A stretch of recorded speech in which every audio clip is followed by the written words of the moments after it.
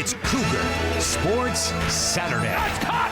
Touchdown! Stayed inside the boundary and gets in for 6. Cougar Sports Saturday, a presentation of KSL Sports. Richie right to the rim, driving score! He would not be denied! BYU Sports Talk by Cougar fans for Cougar fans. Sponsored by Any Hour Services, electrical, plumbing, heating, and air. Your hosts are Mitch Harper and Kyle Ireland.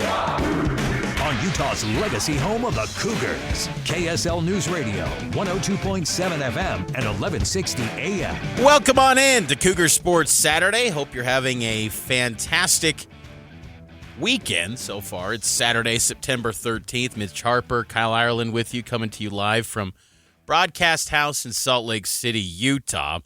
It's been a difficult week, Kyle. It's been a heavy week, but happy to be in studio with you and talking BYU sports as we always do here on this program. Good to be back with you, Mitch. It's a bummer that we don't have a football game to go down to like we've had the last couple of weeks there in Provo, but the bye came at a nice time for this BYU offense, I think, and I'm excited to talk about it as we have a week now to prepare for East Carolina. It's going to be a loaded show as always. Tons of BYU football talk. We'll even work in some BYU basketball. There were some newsy items on the hardwood for the Cougs, so we'll hit on that and a whole lot more here on the show. But let's start things off with the starting lineup. The starting lineup. A look at the stories making headlines right now. It's time for the starting lineup on Cougar Sports Saturday. Okay, this is a little bit of a side story here. I want to ask you, the listeners, for those of you listening, driving around today, running your errands because it's a bye week. There's no BYU football today. There's college football, of course. I'm curious, Kyle. Let's ask Cougar Nation. What are you doing today on the bye week? And here's some of the options. Are you just doing your errands to get ready for Sunday? I think that was the children's hymn, right? What was the hymn? We do our tasks to get ready for Sunday. Wasn't that a children's hymn? I tried to block that song out of my memory, Okay. Mitch. Well, I didn't like doing the household chores. Okay. I didn't like cleaning up the yard. You know, my mom and dad appreciated that song more than I did. Okay, so that's an option. You're just tuning out football together, listening to us, part of your weekend. Saturday is a special day. Thanks. Shout out to Nate Slack, our producer, Yes. giving us the title Saturday there. is a special day. It's the day we get ready for Sunday. Okay. Are you leaning into that today? Or are you going to watch East Carolina, BYU's next opponent, which takes place at 5:30? They're going to take on the Coastal Carolina Chanticleers, which Cougar fans hate them. So you got a little bit of ability to kind of hate watch with Coastal Carolina. Or are you going to watch Utah, Wyoming? And are you going to watch it with the hopes of Wyoming pulling it out, or are you going to pull one of those conference pride shticks and say, I want the Big 12 to win, so I'm going to root for the Utes? Text us 57500. What are you doing on this BYU football bye week? I laughed when I said that because I feel like I know what Cougar Nation's answer is, but I'll let Cougar Nation respond. 57500, text us. And tell us what you're doing on this BYU football bye week. What are you doing, Mitch? What are you doing tonight? We're hosting this show, first Obviously. off, till 3.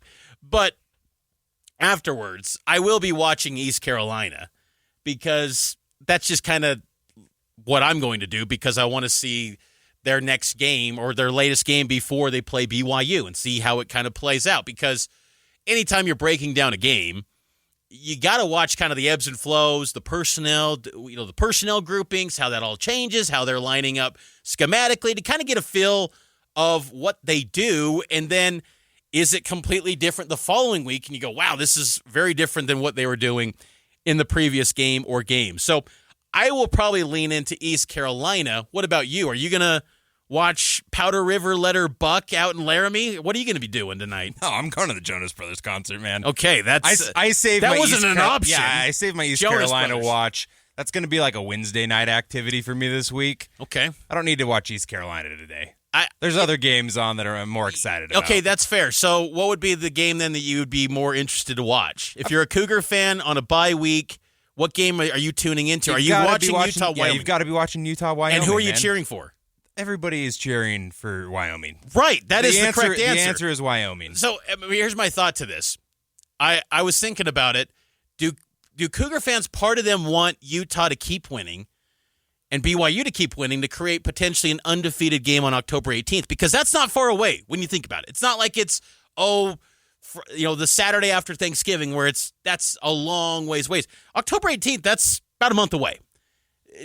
Part of you root for the Utes to hope for an undefeated clash in Provo, college game day, the national eyes are on Provo for BYU and Utah, or do you just want the laughs and have the memes just That's like an argument from like 2008, watching the Sugar Bowl and being like, well, I want Utah to beat Alabama. And like, no. Like, thank you for saying that, because that backfired. Yeah. In 2004, it was like, hey, let's root for the Mountain West because it's good for the conference. Maybe they'll get a BCS bid. That didn't help you at all. You think anybody up on the hills like watching a BYU game and they're saying those kind of things? I have a hard time believing it. Yeah, I'm with you there. I don't think Utah will lose to Wyoming today, but I will say, since we are on the topic of this, was it not funny last night to see UCLA get blitzed by New Mexico?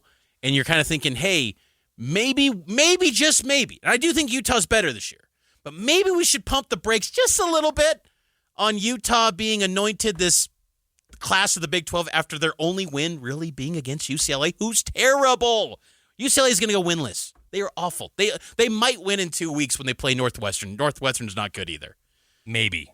But they lost to New Mexico. It's a bad football team. So Mitch. I don't think Wyoming's going to beat Utah. I think Utah handles them. But maybe we should just pump the brakes a little. Utah's offense is much improved. But UCLA, they might be, I don't know, bottom 5 FBS program this year. Mm-hmm. Bottom 10 at least. Well, and they're so bad. I do like the poll, though, that you had about 2008, though, because that was a thing. Back when these two were in the Mountain West together, it was, well, let's get for the good of the conference. Let's go get that BCS auto bid and take down the Big East. And if Utah takes down Alabama, that means good things for BYU. And no, it didn't. No, it didn't. It only helped Utah's candidacy to go to the Pac-12, and then, of course, the BYU being a faith-based institution, never going to be in the mix for the Pac-12, but I digress. It's one of those things where it's like a hierarchy of like ranking what you want from your opponents. Like, where does the rivalry rank versus having a conference foe like win a game? I think for the most part, the rivalry trumps everything, and then after that, you can be like, okay, if it's Kansas State playing, I don't know, some Big Ten team. Mm-hmm. You're like, okay, like you want Kansas State to win that game, right? For potential reasons if you play them that season. Obviously not this year, but like those are the kinds of things that I think that you could choose and justify, who you're rooting for outside of a BYU game.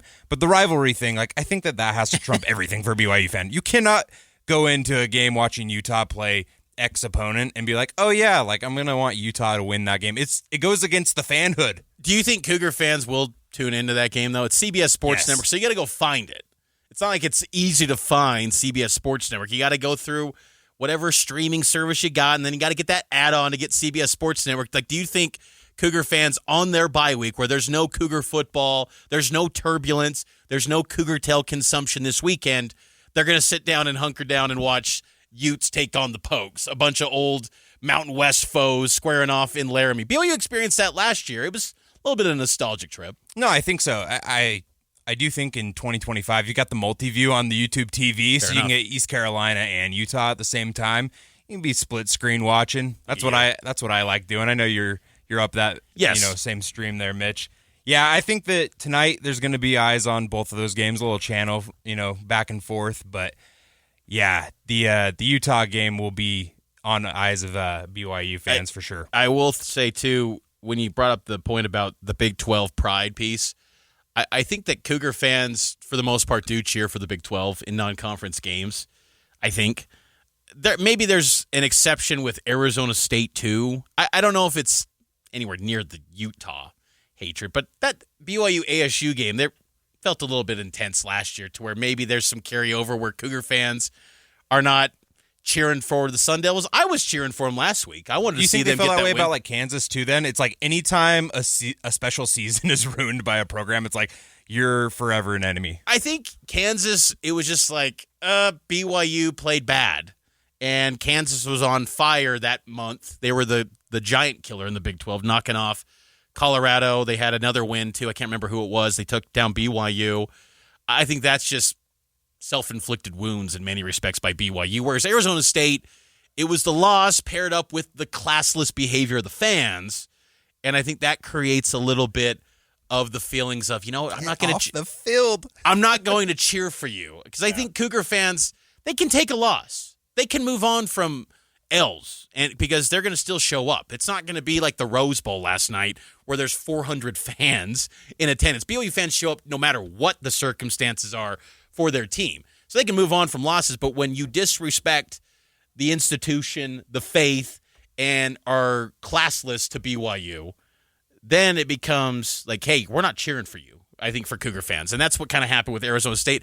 I don't know if that's happened yet, because I still think there's this feeling in the Big 12 Conference where they're out to prove that this league is better than people give them respect. But still, I don't know if Cougar fans are pulling that card anymore for the Utes, and to a lesser degree, Arizona State. I also think that you have to factor in what BYU has been through for the last couple of decades. You weren't doing this as a BYU fan in the WAC era, the Mountain West era. It's because of independence and what happened from that. But